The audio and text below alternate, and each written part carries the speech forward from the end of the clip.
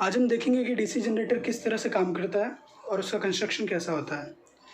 तो basically DC generator mechanical energy को electrical energy में कन्वर्ट करता है और इस एनर्जी कन्वर्जन के लिए कुछ ही बेसिक सेटअप है।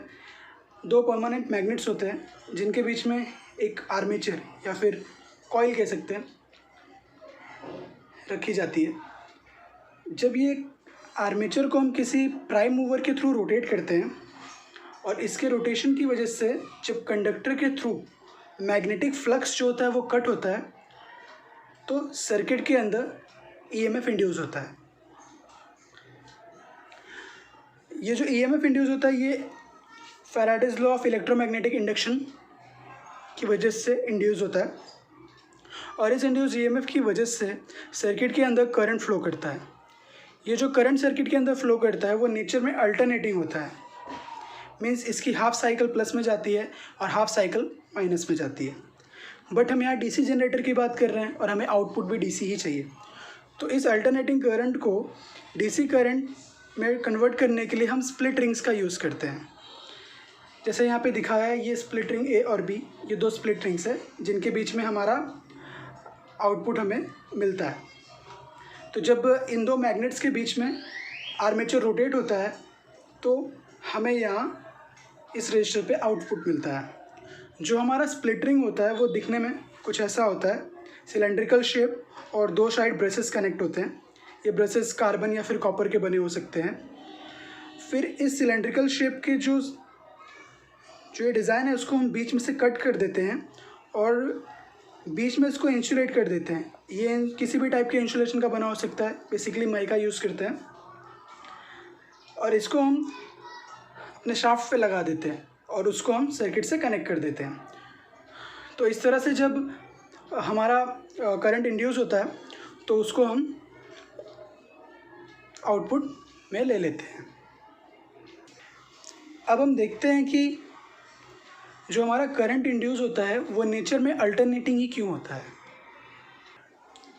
जैसा कि आप देख सकते हैं ये वही डायग्राम है, बस मैंने यहाँ पे मार्किंग कर दी है 1 2 3 4 5 6 7 8। ओके, ये 0 डिग्री है, ये 90, 180, 270 एंड अगेन 360 डिग्री। इस तरह से ये पूरी साइकिल बनती है। अब हम देखते हैं कि क्यों अल्टरनेटिंग करंट इंड्यूस होता है और हम उसको क्यों डीसी में कन्वर्ट करते हैं।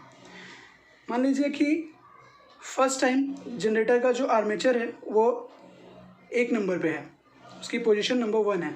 तो जो पोजीशन नंबर 1 पे होगा तो उस टाइम पे क्या होता है, जो rate of change of flux है वो बहुत ही मिनिमम होता है, जिसकी वजह से हमारा जो ईएमएफ इंड्यूस होता है वो 0 होता है।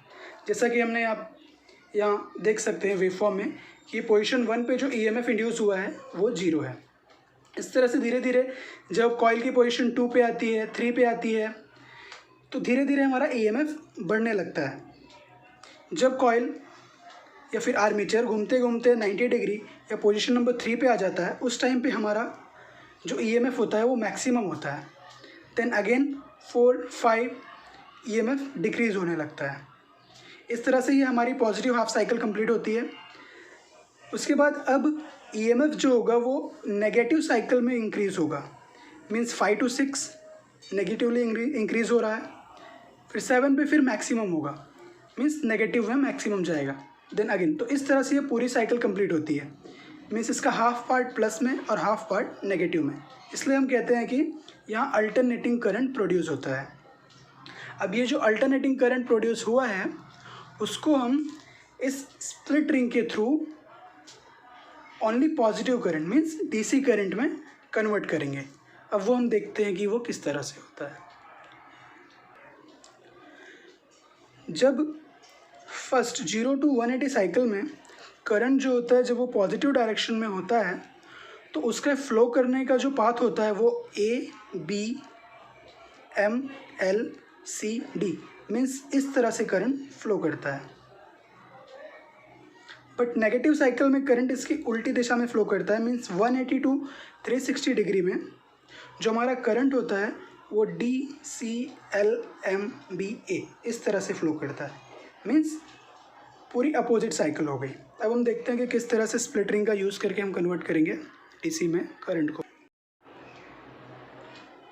तो हम देखते हैं कि किस तरह से हमारी स्प्लिट रिंग को हम जनरेटर के शाफ्ट पे कनेक्ट करते हैं। यह हमारा जनरेटर का शाफ्ट है जिस पे हमने अपने स्प्लिट रिंग्स को कनेक्ट किया हुआ है। ये दो अलग अलग पार्ट में होती है जिसको हमने बीच में से इंसुलेट किया हुआ है। इसका हाफ साइड पॉजिटिव और हाफ साइड नेगेटिव होता है। जब रोटेशन ओनली 180 डिग्री का हुआ होता है, मीन्स हाफ रोटेशन में, तो हमें पॉजिटिव साइड से करंट मिलता है जो नेचर में पॉजिटिव होता है, जिसे हम कलेक्ट कर लेते हैं। फिर जब रोटेट होते हुए हमारा जो शाफ्ट है वो रोटेट होकर पूरा अपना वन रोटेशन कंप्लीट करता है, तो हमारा वापस से जो नेगेटिव साइड है वो पॉजिटिव साइड आ जाता है। मीन्स जो नेगेटिव करंट इंड्यूस हुआ अब वो पॉजिटिव साइड कलेक्ट होगा, तो वापस से ये सर्किट कंप्लीट होगी।